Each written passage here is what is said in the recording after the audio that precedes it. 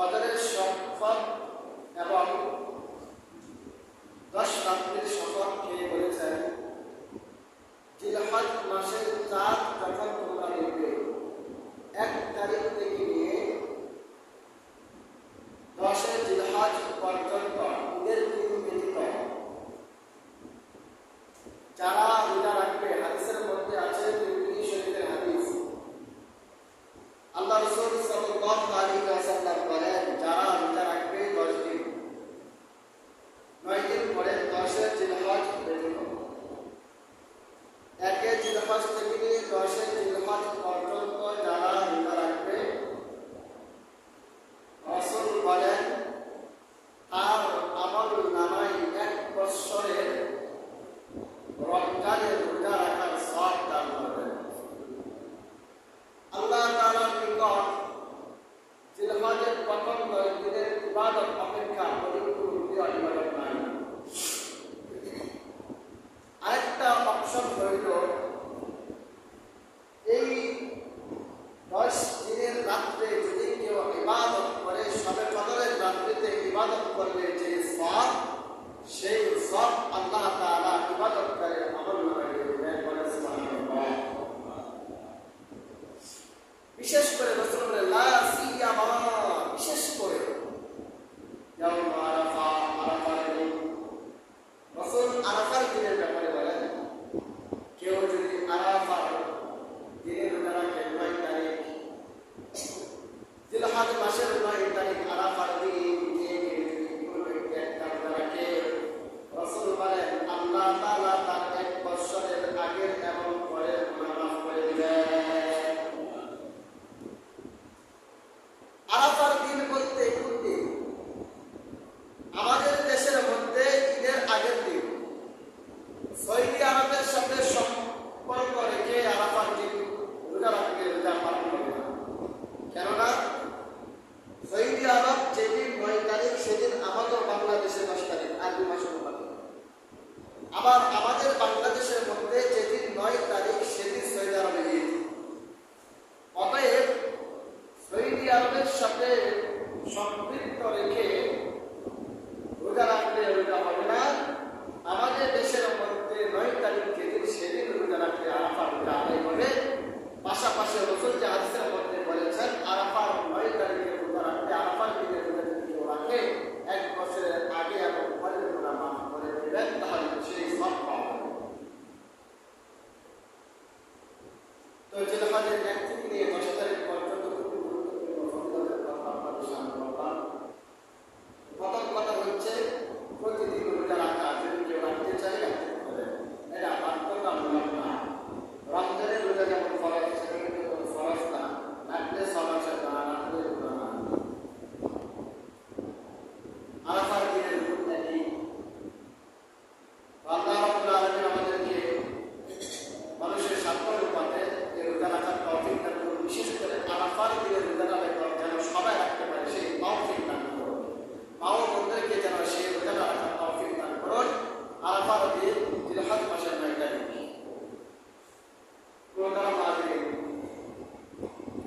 আমরা যে কুরবানি করি, সেই কুরবানি কিন্তু নতুন বিষয় না। প্রশ্ন জানতে পারে, সেই কুরবানিটা কি শুধু আমাদের উপরেই ওয়াজিব করেছেন? না, পূর্ববর্তী জাতিদের জন্য কুরবানি ওয়াজিব ছিল। কিন্তু আমরা যেভাবে কুরবানি করি, সেই কোয়ালিটির কুরবানি তারা করতে পারে, তাদের পদ্ধতি ছিল অন্যরকম। আমি যে আয়াত তেলাওয়াত করেছি, সেই আয়াতের মধ্যে আল্লাহ রাব্বুল আলামিন এই কথাটি বলতেছেন, মানুষের মধ্যে সন্দেহ থাকতে পারে, সংশয় থাকতে পারে, আল্লাহ কি কুরবানি কি আমাদের উপরে ওয়াজিব করেছেন, উম্মতে মুহাম্মাদের উপরে কি ওয়াজিব করেছেন, না পূর্ববর্তী জাতিদের উপরে ওয়াজিব ছিল? আমি যখন তেলাওয়াত করব, তর্জমা করলে আপনাদের বুঝতে পারবেন না, এটা কোনো বিষয় না। আমাদের উপরে শুধু কুরবানি ওয়াজিব না, পূর্ববর্তী জাতিদের উপরে কুরবানি ওয়াজিব। আর আমরা যেভাবে কুরবানি দেই, এটা হলো ইব্রাহিম আলাইহিস সালাম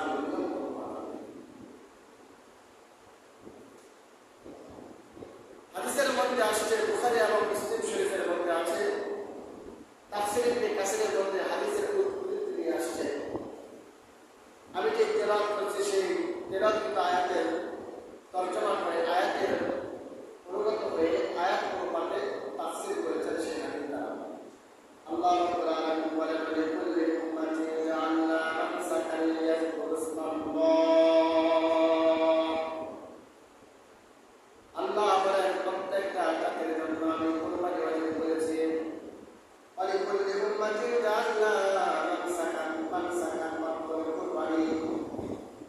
কেন ওয়াজিব করেছেন? ইয়াজকুরু ইসমাল্লাহ,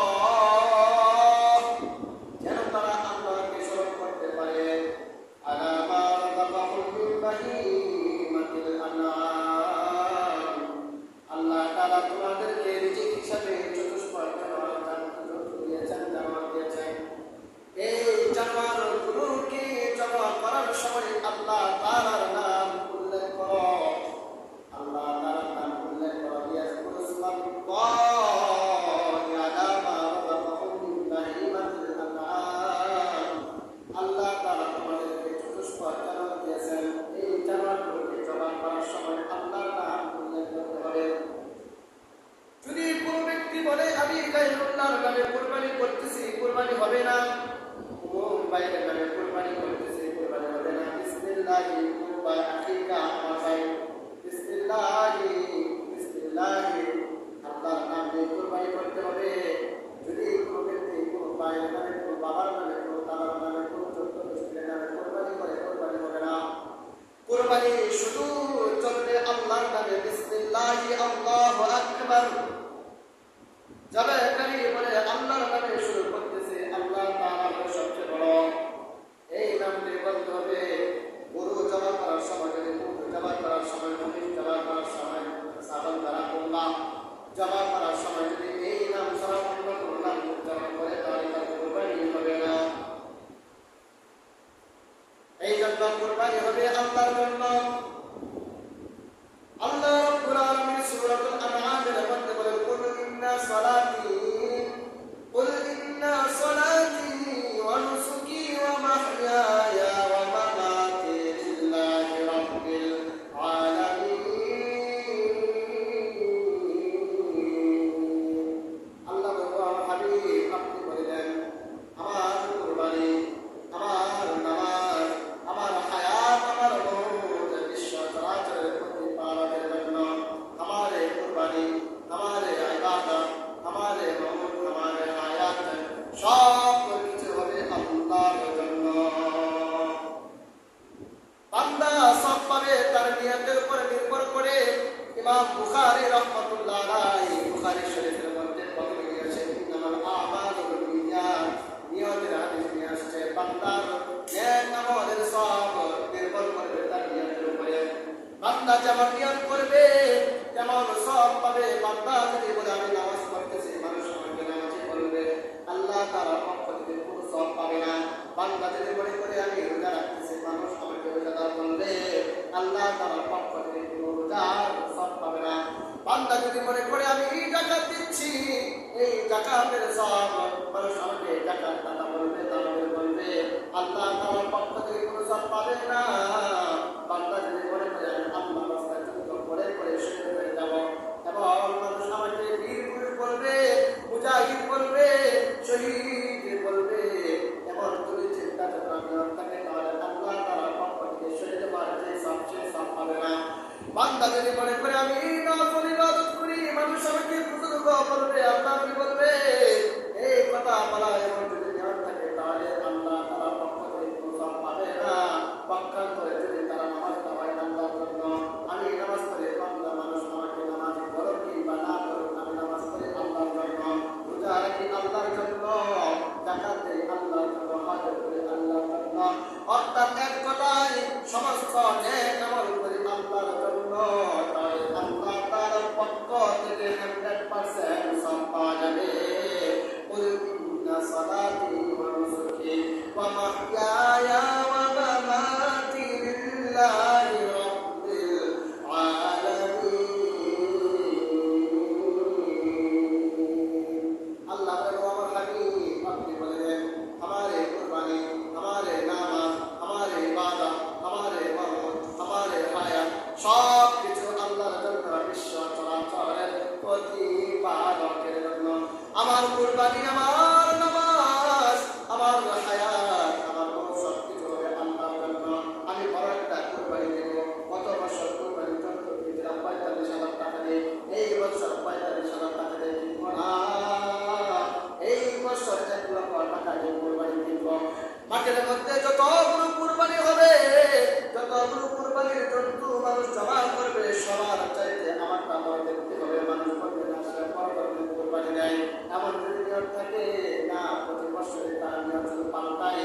এই বছর কোরবানি দিয়েছে 1,00,000 টাকা দিয়ে, সামনে কিনবো 2,00,000 টাকা দিয়ে, সামনে আবার কিনবো টাকা কাপ করে বাজারে গিয়ে আন্তর্জাতিক বাজারে গিয়ে বড় বড় একটা উট কিনে আনবো অথবা দুম্বা কিনে আনবো, যেটা মানুষ এলাকার মধ্যে দিতে পারে না।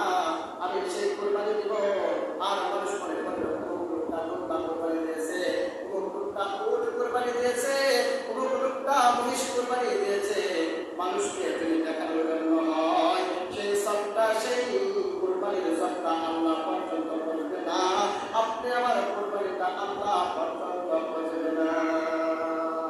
পক্ষান্তরে যদি নিয়ত হয় আল্লাহর জন্য, আজকে আলোচনার বিষয়টা বুঝেন, নিয়তটা যদি উল্টা হয়ে যায় সব হবে আল্লাহর জন্য, তাহলে সব পাওয়া যাবে। আপনি যত যতই কোরবানি দেন না কেন, বড় কোরবানি দিয়েছেন, নিয়তের মধ্যে ভেজাল আছে, নিয়তের মধ্যে ভেজাল আছে, তাহলে সেই নিয়তের সেই কোরবানি দ্বারা সব পাওয়া যাবে না। আপনি বাজার থেকে ছোট্ট একটা সাবান কিনে আনলেন 6 থেকে 7,000 টাকা দিয়ে, নিয়তটা হয়েছে আল্লাহর জন্য, তাহলে তার সব পাওয়া যাবে। আল্লাহ বলেন লা ইয়ানালু আল্লাহা লুহুমুহা ওয়ালা দিমাউহা ওয়ালাকিন ইয়ানালুহুত তাকওয়া মিনকুম। তোমাদের যন্ত্র মধ্য থেকে, তোমাদের যন্ত্র থেকে রক্ত আমার কাছে পৌঁছে না। মনে করো না জানোয়ার জমা করবা রক্তটা আমার কাছে পৌঁছবে না, না না। জন্তুর যত পশম আছে পশমগুলো কিন্তু আমার কাছে পৌঁছে না। প্রশ্ন কি পৌঁছে? আল্লাহ বলেন আমার কাছে পৌঁছে তোমাদের তাকওয়া। আমাদের ভিতরে কত ভয় আছে, কোরবানি দিতে আমাকে ভয় করে তো বলে দাও, ভয়টা পৌঁছে তোমাদের, ভয় আমার কাছে পৌঁছে। জন্তুর প্রাণীর পশমও পৌঁছে না, রক্তও পৌঁছে না, পৌঁছে তো পৌঁছে প্রত্যেক কোরবানি দাতা, কোরবানি দেওয়ালা তাকওয়া ভয় পৌঁছে। কতটুকু ভয় করে আমরা কোরবানি দিচ্ছি? লোক দেখানো, আমি বলি যারা লোক দেখানোর জন্য কোরবানি দেয়, এই বছর থেকে বন্ধ করে দেন, কোরবানি দেওয়ার দরকার নাই। মানুষ আপনাকে মনে করে সবসময় কোরবানি দিয়ে আসছে, এবছর টাকা নাই কোরবানি দিতে পারবো না, মানুষ আর কি বলবে, দরকার নাই। লোক দেখানো কোরবানিকে প্রত্যাখ্যান করুন, আল্লাহকে রাজি এবং সন্তুষ্ট করার জন্য কোরবানি করুন। কোরবানি ইতিহাস, এর আগে ইসমাঈল আলাইহিস সালামের কথা বলেছিলাম কত জমায়। শয়তান যখন ওয়াদা দিচ্ছিল, এই ইসমাঈল তুমি কোথায় যাচ্ছ? আব্বার সাথে দাওয়াতে যাচ্ছি। তোমার আব্বা তোমাকে দাওয়াতে নিয়ে যাবে? না, তোমাকে জমা করে দেবে। না, বাবা কি সন্তানকে জমা করতে পারে? কখনো পারবে না, অবশ্যই আল্লাহর নির্দেশ। তখন ইসমাঈল বলেছিল যদি আল্লাহর নির্দেশে এটাকে আমি ইসমাঈল সেটাকে সাদরে গ্রহণ করি না। আল্লাহর নির্দেশ কোরবানি করা, লোক দেখানোর জন্য যদি হয় এই বর্ষ থেকে কোরবানি বন্ধ করে দেন, কিছু দরকার নাই, কোনো কিছুই লাভ হবে না। নিয়ত খালেজ করেন, তারপরে কোরবানি দেন, সব পাবেন। ছোট্ট একটা প্রাণী দেন, বাজার থেকে ছাগল কিনে আনেন, সব পাবেন। বড় যন্ত্র দেন না, যদি নিয়তের মধ্যে খালেজ দেন, খালেজ নিয়ত যদি না, নিয়তের মধ্যে ভেজাল হবে, কোরবানি সব পাওয়া যাবে। নিয়তের মধ্যে নির্ভেজাল নিয়ত হবে, কোরবানি সব পাওয়া যাবে, যদিও কোরবানির জন্য ছোট হয়। এই জন্য আগে নিয়ত খালেজ করুন। আল্লাহ তাআলা বলেন তোমাদের যন্ত্র মধ্য থেকে রক্ত পৌঁছে না, পশম পৌঁছে না, তোমাদের তাকওয়া আমার কাছে পৌঁছে। আল্লাহ রাব্বুল আলামিন দেখেন আমাদের উপর কত দয়া করেছেন। নাস্তিকরা তো একটা প্রশ্ন করে, নাস্তিকদের চিন্তা চেতনা, প্রতি বছরই এত কোরবানি দেওয়া হয়, এত জন্তু কোরবানি দেওয়া হয়, এর ফলে তো দেশের অর্থনৈতিক সমস্যা হয়, অর্থনৈতিক সমস্যা হয় দেশের। কোটি কোটি গরু বিশ্ব থেকে হত্যা করা হয়, তাদের থেকে কোরবানি করা হয়, গরু চলে যাচ্ছে, রক্ত গরম হচ্ছে, এর দাম তো দেশের অর্থনৈতিক সমস্যা হয়, গরুকে মারা হচ্ছে, এদের নাস্তিকের কথা। কিন্তু বিষয়টা কি আল্লাহ আমাদের নির্দেশ। এখানে একটা প্রশ্ন, কোরবানির জন্য নির্ধারণ কেন জন্তু করলো? মানুষও তো নির্ধারণ করতে পারতো, অথবা অন্য কিছু নির্ধারণ করতে পারতো। গরু, মহিষ, ভেড়া, দুম্বা, উট, ছাগল এগুলো কেন নির্ধারণ করলো? পশু নির্ধারণ না করে মানুষও নির্ধারণ করতে পারতো। এর জবাবটা আমি ইনশাআল্লাহ আপনাদের দিব। তো নাস্তিকরা বলে প্রতি বছরে কোরবানি দেওয়া হয়, প্রতি বছরে কোটি কোটি গরু কোরবানি দেওয়া হয়, যেটা আপনার ইন্ডিয়াতে খুবই যে সমস্ত মুসলমানরা কোরবানি দেয় তারা কিন্তু ঝুঁকিপূর্ণ সময় পার করে। সেই সময় তারা অপেন্ডে কোরবানি দিতে পারতেছে না। কেন? কোরবানি দেওয়ার দ্বারা যেহেতু হিন্দুদের কোরবানি তাদের বাবা লাগে, বাবাকে জমা করা হয়েছে, আবার কোটি কোটি কোরবানির জন্তুকে, কোটি কোটি প্রাণীকে হত্যা করা হচ্ছে, এটা ঠিক না। দেশের অর্থনৈতিক সমস্যা হবে, বিশ্বের অর্থনৈতিক সমস্যা হবে। ইসলাম বলে না, ইসলাম এমন অনুমতি দেয় না যেটা তারা মানুষের ক্ষতি পাবে। সাপোজ একটা উদাহরণ পেশ করছি, প্রতি বছর কুকুর বাচ্চা দেয়, ব্যায়াম দেয় 2টা অথবা 3টা। প্রতি ব্যায়ামে 6 থেকে 7টা 5টা বাচ্চা হচ্ছে। বলেন তো কার ঘরের ভিতরে কয়টা কুকুর আছে? এলাকার মধ্যে কয়টা কুকুর আছে? আপনি ইসলাম অনুপাতে চলেন, আল্লাহ পাকে যা নির্দেশ করেছেন সেই অনুপাতে চলেন, বরকত হলো। প্রতি বছর গরু, প্রতি বছর কুকুর 1 থেকে 2টা ব্যায়াম দেয়। এই ব্যায়ামের মধ্যে প্রসবের সময় 6 থেকে 7টা 5টা বাচ্চা হয়, প্রসব করে, একটাও তো মানুষের গরিব ভিতরে পাওয়া যায় না। যেভাবে কুকুর বাচ্চা দেয় সেই অনুপাতে প্রত্যেকটা ঘরে ঘরে ঘুরে ঘরে 4-5টা করে কুকুরের বাচ্চা থাকা দরকার ছিল, কুকুর থাকা দরকার ছিল, কই একটা তো পাওয়া যায় না। কেন? অথচ 1 বৎসরে গরু মাত্র গাভী ব্যায়াম দেয় একটা। মানুষের ঘরে ঘরে গরু পাওয়া যায়, ঘরে ঘরে গরু পাওয়া যায়। তার কারণ কি? এটি আল্লাহ পাকের নির্দেশ। আল্লাহ পাকের নির্দেশ মানবেন, বরকত হবে। নির্দেশ মানবেন না, শুধু বরকত হবে না, কিছুই হবে না। আল্লাহ পাকের নির্দেশ কোরবানি করা, বরকত দিবে তো আল্লাহ দিবে। এই যে এত এত গরু কোরবানি করা হচ্ছে প্রতি বছর, গরু তো করতেছে না, শুধু বাড়তেছে। এটি আল্লাহ পাকের বিধান। আল্লাহ যে বরকত দিচ্ছে এটি প্রমাণ, শুধু গরু বাড়তেছে। আর কুকুর প্রতি বছর 2 ব্যায়ামের মধ্যে 12টা 13টা বাচ্চা দেয়, কুকুর তো পাওয়া যায় না। না, আল্লাহ সেটা নির্দেশটা গরুর ক্ষেত্রে নির্দেশ দিয়েছে, তোমরা কোরবানি করো, বরকত দিবে তো দিব, আল্লাহই বরকত। প্রশ্ন হলো, আল্লাহ রাব্বুল আলামিন কেন কুরবানির জন্য কেন পশু নির্ধারণ করলেন? 1 নম্বর উত্তর হলো ফাআলুল লিমা ইউরিদ। আল্লাহ যা চাই তা করেন। এই ক্ষেত্রে কারো কোনো প্রশ্ন নাই। দেশের রাষ্ট্রপ্রধান, প্রধানমন্ত্রী বাংলাদেশে বলে যেটা ইচ্ছা সেটাই করবে। এই ক্ষেত্রে যদি কোনো ব্যক্তি কথা বলে তাকে জেলখানায় ঢুকা করে মামলা দিবে, কোনো কথা চলবে না। প্রধানমন্ত্রী যা বলে তাই করতে হবে, ওনার ইচ্ছা এটা করবে তাহলে দুনিয়ার দিকে চলে যান। আল্লাহ আমাদের ইচ্ছা, আল্লাহ যা চান তাই করে, এটা করতেই হবে। যদি এই আয়াতটাকে না মানে বান্দা বেঈমান হয়ে যাবে, মুমিন বেঈমান হয়ে যাবে। আল্লাহ তারপরে আল্লাহ পাক যা কিছু করে বান্দার এই ক্ষেত্রে প্রশ্ন করার অধিকার রাখে না, অথচ বান্দা যা করে আল্লাহ পাক সেক্ষেত্রে প্রশ্ন করার অধিকার রাখে। আল্লাহ বলতে পারবে, কিরে বান্দা তুই কেন এই কাজটা করবো? কিন্তু আল্লাহ যদি কোনো একটা কাজ করে বান্দা বলতে পারবে না আল্লাহ কেন এই কাজটা করবো। এটা বলা, এটা যদি বলে আরে রৌদ্র নাই, কোনো কিছু নাই, আকাশটা মালিকটা না, কোনো কিছু হয় না, হঠাৎ করে খারাপ করতেছে, আমার কোনো কাম আছে, ইমানের মধ্যে গাঁথতে আসবে, ইমানের মধ্যে দুর্বলতা আসবে। আল্লাহ পাকের ইচ্ছা সব কিছু। 1 নম্বর উত্তর হচ্ছে ফাআলুল লিমা ইউরিদ। আল্লাহ যা চান তা কিছু করেন। এই ক্ষেত্রে কেউ কারো লোক নামানোর সুযোগ নাই, ঠিক করার কোনো সুযোগ নাই। 1 নম্বর দেওয়া হচ্ছে আল্লাহ যদি বলতো প্রতি বছর বান্দা মানুষ কুরবানি করবে তাহলে বান্দার জন্য কষ্ট হয়ে যেত। আল্লাহ যদি যেই সময় ইব্রাহিম আলাইহিস সালাম ইসমাঈলকে জবাহ করার জন্য মিনা নামক বাজারে নিয়ে গেল, সেই সময় যদি তোমরা জবাহ না হয়, ইব্রাহিম জবাহ হয়, ইসমাঈল জবাহ হয়ে যেত, তাহলে আল্লাহ পাকের নির্দেশ কিন্তু মানুষকে কিন্তু প্রতি বছরে বছরে মানুষকে কুরবানি করা হবে। আমাদের উপর আল্লাহ দয়া করেছেন, এই জন্য জন্তু কুরবানি করে মানুষকে কুরবানি করার হুকুম আল্লাহ দেন নাই। মানুষ সর্বপ্রথম নবী সাল্লাল্লাহু আলাইহি ওয়াসাল্লাম দুনিয়াতে আসার আগে মানুষ দেবদেবীর নামে উৎসর্গ করত। আল্লাহ বলেন মা দারাল্লাহু মিন বাহিরাতিন ওয়ালা সাইবাতিন ওয়ালা ওয়াসিলাতিন ওয়ালা হাম ওয়ালাকিন্নাল্লাযীনা ইয়াফতারুনা আলাল্লাহিল কাযিব। আল্লাহ বলেন রাসূল সাল্লাল্লাহু আলাইহি ওয়াসাল্লাম দুনিয়াতে আসার আগে মানুষ সাইবা পর্যন্ত কোরবানি দিত, ওসিলা পর্যন্ত কোরবানি দিত, হাম পর্যন্ত কোরবানি দিত।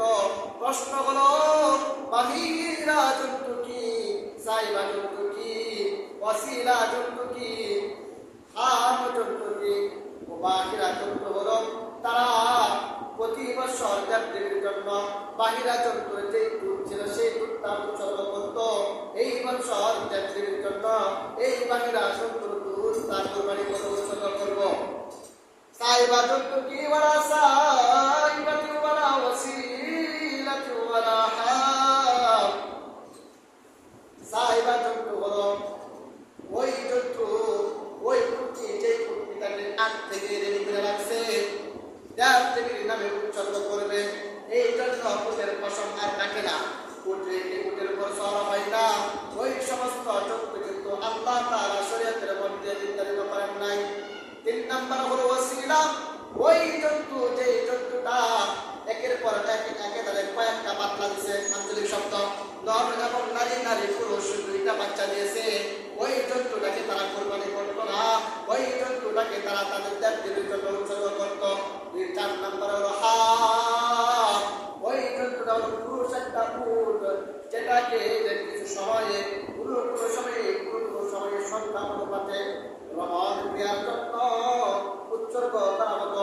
ইসলামের শুরুতে খলিফাতুল মুসলিমিন উমর ইবনে খাত্তাব রাদিয়াল্লাহু তাআলা আনহু যখন খেলাফতে আসনে আসীন হইল মিশর জয় করার জন্য, সেই মিশর জয় করার জন্য যে দল পাঠিয়েছিল, কাফেলা পাঠিয়েছিল, সেই কাফেলার সেনাপতি ছিল আমর ইবনে আস রাদিয়াল্লাহু তাআলা আনহু। মিশরে যাওয়ার পর আমর ইবনে আস রাদিয়াল্লাহু তাআলা আনহু যুদ্ধ করে মিশরটা জয় করে ফেলল। সেই সময় উমর রাদিয়াল্লাহু তাআলা আনহু আমর ইবনে আসকে মিশরের গভর্নর প্রেসিডেন্ট নির্ধারণ করলেন। ওই আমর তৈরি হইবা মিশরের গভর্নর প্রেসিডেন্ট গভর্নর নির্ধারণ করার পর আমর ইবনে আস রাদিয়াল্লাহু তাআলা আনহু দেখল প্রতি বছর মিশরবাসীরা নীল নদের মধ্যে একটা সুন্দরী নারীকে নববধূর সাথে সজ্জিত করে নীল নদের মধ্যে বলি দিত। আমর ইবনে আস রাদিয়াল্লাহু তাআলা আনহু সেটা দেখার পর বলি দেওয়া বন্ধ করে দিল। না, এখন থেকে আর বলি দেওয়া চলবে না, একজন মেয়েকে নববধূর সাথে সজ্জিত করে তাকে আর বলি দেওয়া যাবে না। এই কথাটাকে আমর ইবনে আস রাদিয়াল্লাহু তাআলা বন্ধ করে দিয়েছিল। এই বছর আর নীল নদ থেকে পানি আসতো না। প্রতি বছর কোনো একটা মৌসুমের মধ্যে নীল নদের পানি সমস্ত পানি শুকায় যাইত। শুকায় যাওয়ার পর তারা যখন একজন সুন্দরী মেয়েকে নববধূর সাথে সজ্জিত করে নীল নদের মধ্যে ফেলে দিত, তখন সেই নীল নদ থেকে পানি আসতো। সেই পানি দ্বারা তারা কৃষি ক্ষেত্রে মধ্যে কাজ করত, সেই পানি দ্বারা নিজে উপকৃত হইত, ক্ষেতের মধ্যে পানি দিত। আমর ইবনে আস রাদিয়াল্লাহু তাআলা আনহু মিশরের গভর্নর প্রেসিডেন্ট নির্ধারণ হওয়ার পর এই কথাটাকে বাতিল করে দিল, বানচাল করে দিল। আর তো এই বছর পানি আসে নাই। তখন এক পর্যায়ে বলল, কি ব্যাপার? আমর ইবনে আস রাদিয়াল্লাহু তাআলা আনহু এই কথা বাতিল করার পর মানুষ দেখলো না পানি তো আসতেছে না, কি আর করা হবে? আমর ইবনে আস রাদিয়াল্লাহু তাআলা কি করলো? এক পর্যায়ে আমর ইবনে আস রাদিয়াল্লাহু তাআলা জাহানের খলিফা ওমর রাদিয়াল্লাহু তাআলার কাছে গেল, বলল, খলিফাতুল মুসলিমিন ওমর, মিশরের মধ্যে একটা কথা ছিল, প্রতি বছর তারা নীল নদের মধ্যে একজন সুন্দরী নারীকে নববধূর সাথে সজ্জিত করে বলি দিত। আর বলি দেওয়ার দ্বারা প্রতি বছর পানি আসতো, সেই পানি দ্বারা তারা কৃষি ক্ষেত্রের মধ্যে কাজ করত। আমি মিশরের প্রেসিডেন্ট নির্ধারণ হওয়ার পর, প্রেসিডেন্টের আসনে আসীন হওয়ার পর সেই কথাটাকে বাতিল করে দিয়েছে। আর এই বছর পানি আসে নাই। ওমর রাদিয়াল্লাহু তাআলা আনহু এই কথা শোনার পর একটা খাতার মধ্যে দেখতেন, এই নীল নদ, তুমি যদি আল্লাহ তাআলার নামে যদি পরিচালিত হও, তাহলে আমার চিঠি পাইয়া তুমি প্লাবিত হও। আর যদি শয়তানের নামে তুমি পরিচালিত হও, তাহলে আমি ওমর বললাম, নীল নদ থেকে আর পানি দরকার নাই। এই চিঠিটা আমর ইবনে আস রাদিয়াল্লাহু তাআলা পাওয়ার পর খলিফাতুল মুসলিমিন উমরের হাতের কথা বলতো।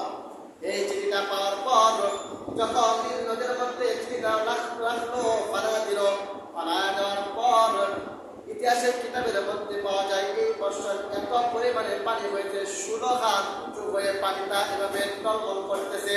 পানির মধ্যে তরঙ্গ মালা শুরু হয়ে গিয়েছে। এত পরিমাণে পানি হয়েছে ইতিহাসের মধ্যে পাওয়া যায় এর আগে এত পরিমাণের পানি আর নীল নদের মধ্যে মানুষ দেখে নাই। খুব কথা বলি দেওয়ার বিধানটাকে আমাদের আশ্রাদে আল্লাহ চালু করে দিল, বাতিল করে দিল। তো মানুষের ইমানটা তরতাজা হলো। মুহতারাম হাজরিন, আল্লাহ রাব্বুল আলামিন আমাদের জন্য প্রাণী নির্ধারণ করেছেন, পশু নির্ধারণ করেছেন কুরবানি দেওয়ার জন্য। সেটাই ভিন্নগুলো কাজ করা শুরু করে। কুরবানি বছরে একবার ওয়াজিব হয়। যাদের নেশাব পরিমাণ টাকা আছে, সম্পদ আছে, তাদের উপর কুরবানি করা উচিত। যাদের নেশাব পরিমাণ টাকা পয়সা নেই, টাকা পয়সা নেই, তারা যদি চাই কুরবানি দিতে পারবে, যদি না দেয় তাহলে শরীরের পক্ষ থেকে কোনো বাধ্যবাধকতা নাই। আমরা জানবো কুরবানি 4 প্রকার। এখন থেকে মাসটা শুরু হতে যাচ্ছে। কুরবানি 4 প্রকার। একটা প্রকারের নাম হলো ওয়াজিব কুরবানি। খেয়াল রাখেন, কুরবানি 4 প্রকার। 1 নাম্বার প্রকার হচ্ছে ওয়াজিব কুরবানি, 2 নাম্বার নফল কুরবানি, 3 নাম্বার মান্নতের কুরবানি, 4 নাম্বার ওসিয়তের কুরবানি। ওয়াজিব কুরবানি যেটা প্রতি বছর নেশাব পরিমাণ মালের অধিকারী ব্যক্তির উপর ওয়াজিব হয়, সেটা করতে হবে। নফল কুরবানি ওয়াজিব হয় নাই, এমনিতে কুরবানি দেওয়া, অথবা একটা ওয়াজিব হয়েছে আরেকটা একাধিক কুরবানি দিয়েছে, এটা হলো নফল কুরবানি। প্রশ্ন হলো ওয়াজিব এবং নফল কুরবানির গোশত যিনি কুরবানি দিবে তিনিও খেতে পারবে, পার্শ্ব প্রতিবেশী তারাও খেতে পারবে, তার আত্মীয় স্বজনের মধ্য থেকে যারা ধনী গরিব সবাই খেতে পারবে। রাস্তাটা বুঝেন। কুরবানি 4 প্রকার: ওয়াজিব, নফল, মান্নতের কুরবানি, ওসিয়তের কুরবানি। ওয়াজিব এবং নফল কুরবানির গোশত কুরবানি দেনেওয়ালা ব্যক্তি খেতে পারবে, তার আত্মীয় স্বজনের মধ্য থেকে যদি ধনী হয় সে খেতে পারবে, গরিব হলেও খেতে পারবে। তো 2 প্রকারের কুরবানি, ওয়াজিব এবং নফল কুরবানি গোশত সবাই খেতে পারবে। এক কথা, সবাই খেতে পারবে, ধনী গরিব কুরবানি দাতা যা দিয়েছে না দিয়েছে সবাই খেতে পারবে। 3 নাম্বার মান্নতের কুরবানি, 4 নাম্বার ওসিয়তের কুরবানি। এখানে কিছু কথা আছে, মানুষ তো না বুঝে মান্নত করে দেবে। আর যারা মান্নত করা দরকার না, চিন্তা করে মান্নত করবে। মান্নতের কুরবানি দাতা খেতে পারবে না। যিনি মান্নত করেছে, তিনি যদি কুরবানি দেয় মান্নতের গরু দিয়ে, সেই গরুর গোশত কুরবানি দেনেওয়ালা ব্যক্তি খেতে পারবে না। তার আত্মীয় স্বজনের মধ্য থেকে যদি কেউ ধনী হয় তাও খেতে পারবে না, গরিবরা খেতে পারবে না। ওসিয়তের কুরবানি, বাবা মৃত্যুর আগে ওসিয়ত করে গিয়েছে, আমি ওসিয়ত করে গেলাম একটা কুরবানি দিবা। সন্তান আদরের সন্তান বাবার ওসিয়তটা পূর্ণ করার জন্য কুরবানি দিয়েছে, সেই গোশতও খেতে পারবে না। তবে যিনি কুরবানি দিয়েছে তার আত্মীয় স্বজনের মধ্য থেকে যদি গরিব হয় তাহলে সেই গোশত খেতে পারবে, গরিব ব্যক্তিরা সে খেতে পারবে না। তো আমরা মাসটা জানলাম কুরবানি 4 প্রকার: ওয়াজিব কুরবানি, নফল কুরবানি, মান্নতের কুরবানি, ওসিয়তের কুরবানি। ওয়াজিব নফল কুরবানির গোশত সবাই খেতে পারবে, মান্নত এবং ওসিয়তের কুরবানির গোশত সবাই খেতে পারবে না। যিনি কুরবানি দিবে তিনি খেতে পারবে না, এবং যিনি কুরবানি দিয়েছেন তার আত্মীয় স্বজন যদি ধনী হয় গরিব ব্যক্তিরা খেতে পারবে না, গরিব ব্যক্তিরা খেতে পারবে। মান্নত এবং ওসিয়তের কুরবানি করে সমস্ত কুরবানির রশি, তারপরে চামড়া সব কিছু সৎকার করে দেওয়া উচিত। প্রশ্ন হলো কুরবানির রশি কি করব? কুরবানির জন্তুর রশি নিজে ব্যবহার করা যাবে না। কুরবানি জন্তুর রশি, রাস্তা বুঝেন, রশি নিজে ব্যবহার করতে পারবে না। রশি কি করব? রশি গরিবদেরকে দিয়ে দিব, অথবা ওজন করে বিক্রি করে টাকা সংগ্রহ করব। কুরবানির চামড়া টাকা নিজে খেতে পারবে না। তবে যদি কেউ করে না কুরবানির চামড়া এটা আমি জায়নামাজ বানাবো এটাতে, তাহলে সে জায়নামাজ বানিয়ে নামাজ পড়তে পারবে।